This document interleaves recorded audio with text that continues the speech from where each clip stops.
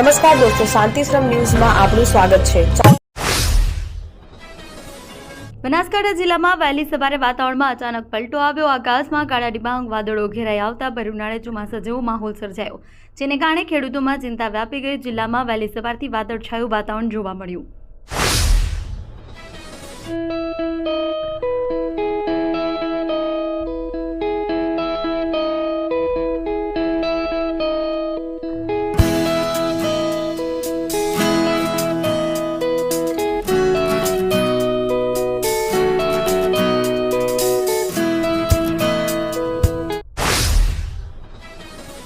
ગુજરાતમાં સ્થાનિક સ્વરાજની ચૂંટણીના પડઘમ વચ્ચે બનાસકાંઠાના પાલનપુરમાં કોંગ્રેસ સમિતિ દ્વારા નગરપાલિકાની ચૂંટણી માટે સેન્સ પ્રક્રિયા હાથ ધરવામાં આવી હતી।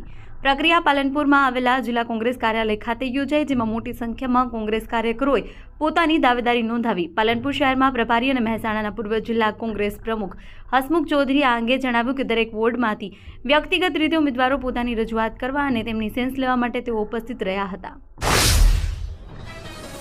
પાલનપુર વિધાનસભા યુવા ભાજપ દ્વારા બનાસ ગોડાઈ ખાતે કુંડા વિતરણ કાર્યક્રમ આયોજન કરાયું।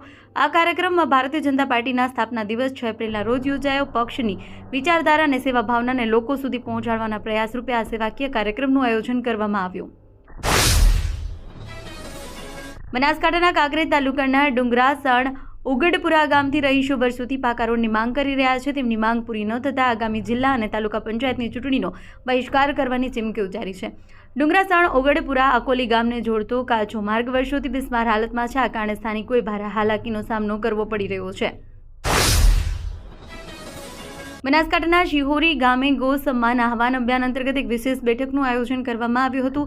આ બેઠકમાં ગૌમાતાની સેવા, સુરક્ષા, સન્માન જેવા મુદ્દાઓ પર વિસ્તૃત ચર્ચા કરવામાં આવી। અભિયાનના ભાગરૂપે સમગ્ર ભારતમાં બંધારણના દાયરામાં રહીને 5000થી વધુ તાલુકાઓમાં 27 એપ્રિલના રોજ સરકારને પ્રાર્થના પત્ર સુપ્રત કરવાનો નિર્ણય લેવાયો છે। સ્થાનિક સ્વરાજની ચૂંટણીઓ નજીક આવી રહી છે। ધાનેરા તાલુકા જિલ્લા પંચાયતની વોલેર સીટ પર રાજકીય ગરમાવો જોવા મળી રહ્યો છે। આ સીટ અનુસૂચિત જાતિ માટે અનામત રાખવામાં આવી છે।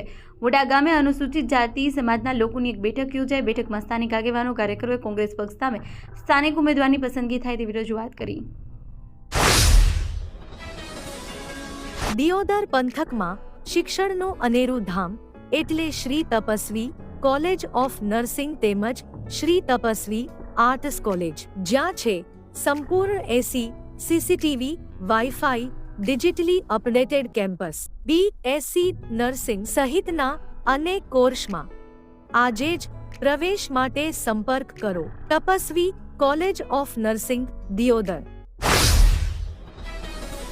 થરાદ નગરપાલિકા 7 વોર્ડની ચૂંટણી માટે સોમવારે ઉમેદવારી ભરવાના પ્રથમ દિવસે 28 ફોર્મનું વિતરણ થયું, જેમાં એક વોર્ડમાંથી 4 ફોર્મ ભરી ભાજપ તરફથી ઉમેદવાર નોંધવાની શરૂઆત કરાઈ, જ્યારે કોંગ્રેસ દ્વારા બુધવારથી ઉમેદવારી નોંધાવાશે। થરાદ નગરપાલિકા ચૂંટણી પ્રક્રિયાનો વિધિવત પ્રારંભ થતાં નગરના રાજકારણમાં હલચલ જોવા મળી રહી છે।